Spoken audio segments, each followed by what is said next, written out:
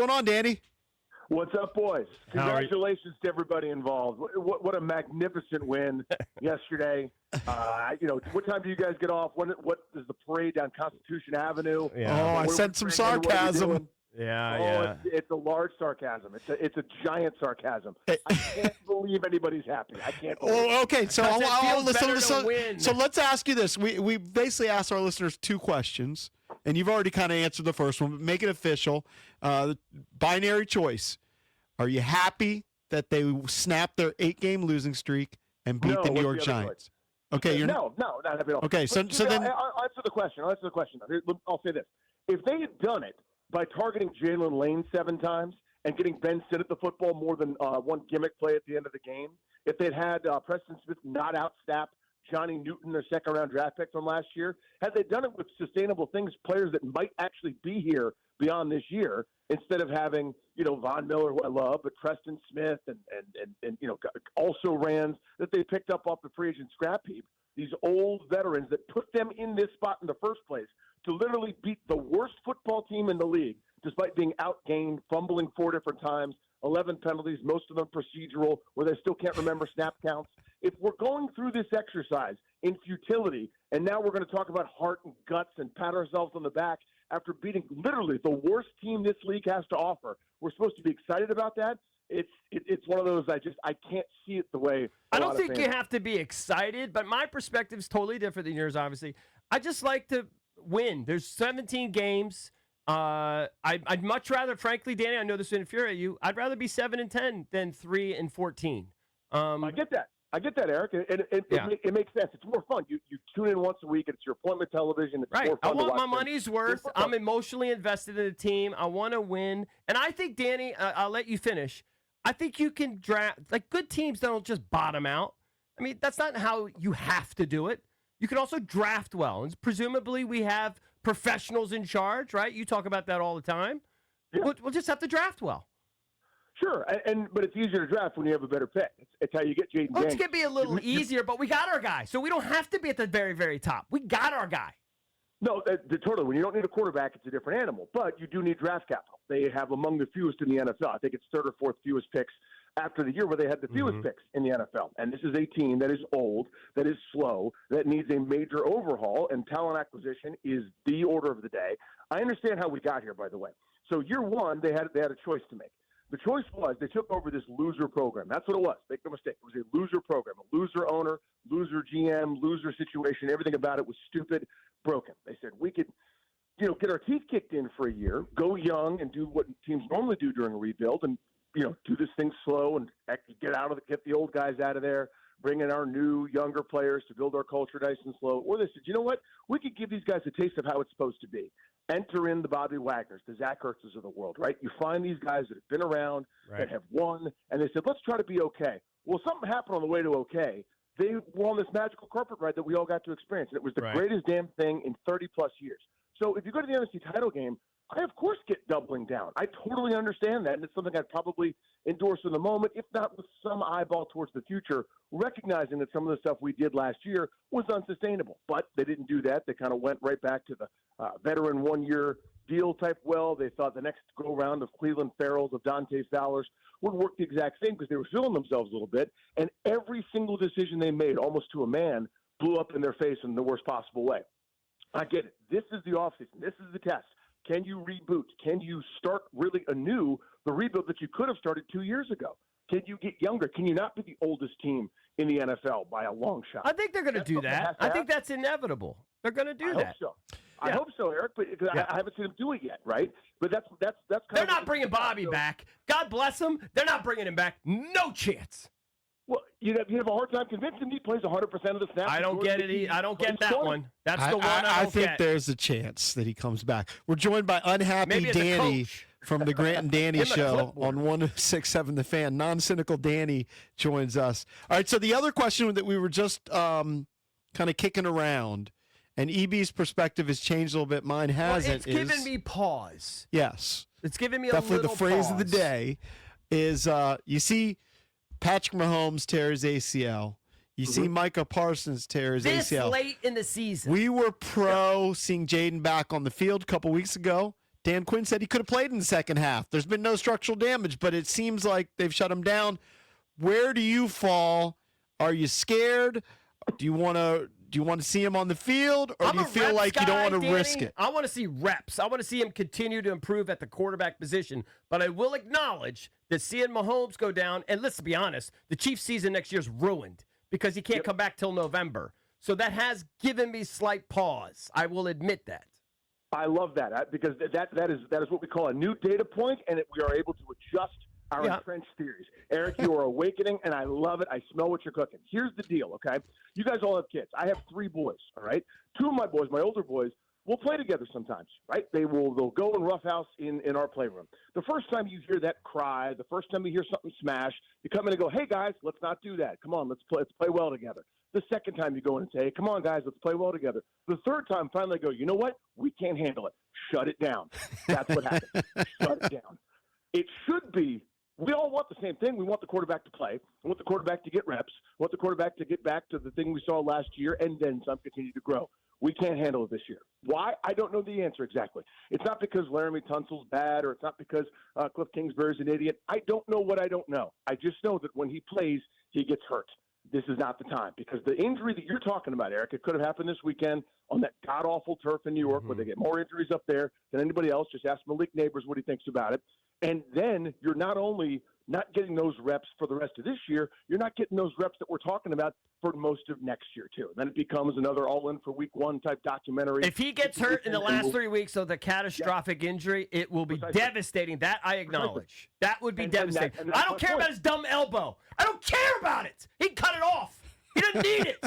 But when I start to see the guys go down with ACLs this late in a meaningless season, now you have my attention. You have my attention.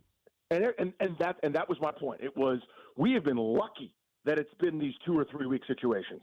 The way, when his elbow, like the first, I know you don't care about the elbow, but that initial injury, I'm going, oh my God, his arm is out of the socket. He's not playing for the rest of this year. I thought that was a season one. It looked gruesome.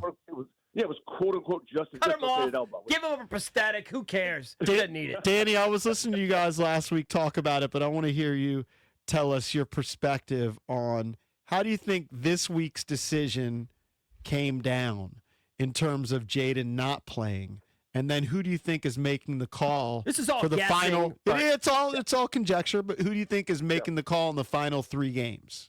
The rhetoric is so strange, and listen, they've decided they don't want to do the early Band-Aid ripoff, clear vision of what's happening. And if it doesn't happen that way, there'll be a day of grousing, right, from fans, from media, from whomever. They've decided they don't want to do that approach, whether they think it's a competitive thing, whether they just don't want to go down that road, or for whatever reason, this is what they've decided to do. So it's not as much a criticism as it is an acknowledgement that when you handle injuries this way, with vagary and inconsistency and hiding behind some of the cliches, we're going to make every mark. We're going to find our true north, whatever the things are that Quinn always says at the podium. You're going to lead to a lot of questions. The rhetoric didn't jive when it came to Jayden Daniels. And here's what I mean. Sunday, he could have gone back, and this is going back to last week now. He could have gone back in the game. Okay, that's my first data point. Then he shut down Wednesday. Not hey, we're going to hit swelled up a little bit. We're going to see how it feels. We'll reevaluate as the week goes on. Give him a chance. It went from he could have gone back in the game to we're shutting him down as early as you possibly could in a given week. That didn't make any sense. Then he wasn't cleared for contact. And go, wait a minute, he could have gone back in the game when he's not cleared for contact? All the different points all of a sudden point to changing in plans. So it tells you that there was some sort of intervention of some kind, whether that came from Josh Harris, whether it came from Adam Peters, whether it came from some sort of discussion by committee. I don't know exactly, but I will tell you that doesn't jive from Sunday to Wednesday to be on the same page and say the same thing. So it tells me that there was a conversation had about, hey, man, we need to slow our roll here a little bit about just sort of trotting him out there because it's not working the way we want it to work. Do you like my Bob Myers basketball guys, Josh Harris, shut him down theory? They have that mentality.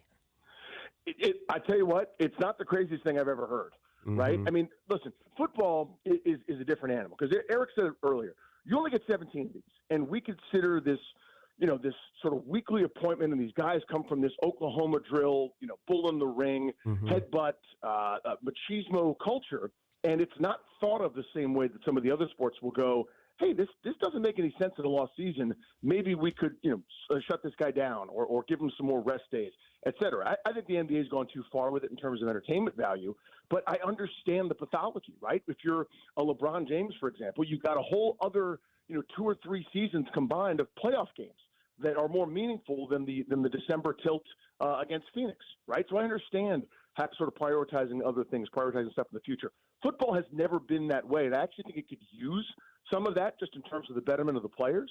But, you don't want to go all the way to the extreme, but it's just not something that's done, and it takes maybe an outside perspective, like some basketball guys, to go, hey, are we sure this makes great sense? This guy that literally cannot stay healthy this year just to keep expecting something different when we touch the hot pot? I don't know. It's not a bad theory, though, JP. Danny, I want to give you the opportunity to be positive. So the team's 4-10. We know that. Mm-hmm. But what are some units that you think, hey, this is a promising unit moving forward? Ooh, okay. I actually like this offensive line. Yeah, boys. Agreed. I do. I like this group. They get. It's one of those things where if a quarterback gets hit or a quarterback gets injured, we all of a sudden sort of reflexively go, the offensive line stinks. You have to build up the offensive line. Well, yeah, in general, you'd like to have a good offensive line. You'd like to have a good everything.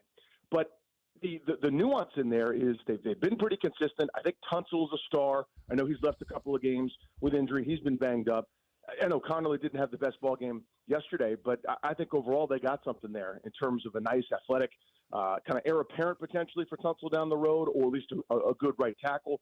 Sam Cosmi's as good as anybody in the sport. Biotish is very solid. That left guard spot is interesting to me, whether they let Chris Paul walk and kind of go back to the Brandon Coleman plan, which maybe seemed the initial thing. But I like the cohesiveness of that group. I think they're versatile enough to be able to run a couple different types of schemes, systems, et cetera. I like the athleticism there to kind of do some of those, RPOs, the screens, the horizontal raid of Kingsbury, or if it's a new offensive coordinator down the line, maybe there's something there. But to me, that's the best position group that they've got.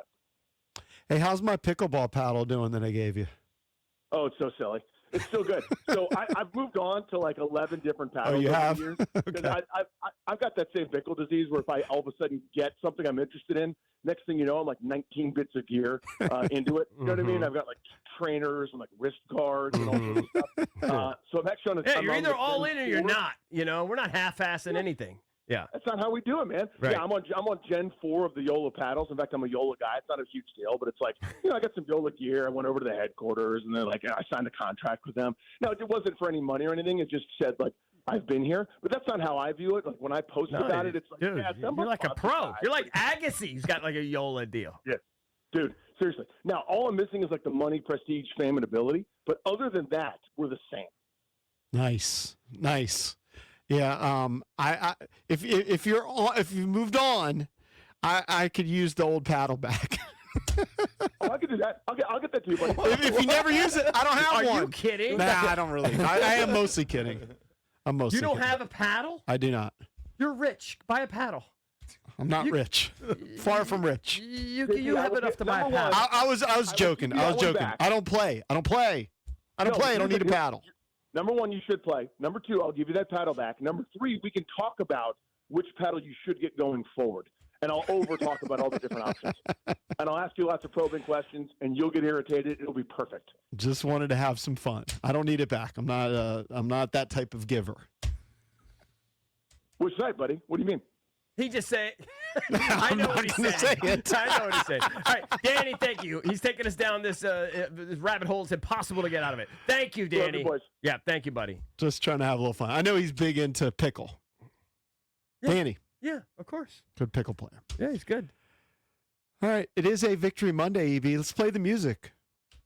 And you get to play the music all week. Isn't that the great thing? You won't have to hear your terrible saxophone. Victory Monday presented by Chiniga Mayos, the 2025 Top Workplace. Visit careerswithmios.com. We got Von Miller joining us at 9:20. Coming up next, though, let's go around the NFL with the Junkies with some great stories to get into. Phillip Rivers' return, Shedeur Sanders, Caleb Williams, Mahomes, Micah Parsons, a lot to get into. We'll tackle that next here on the Junkies.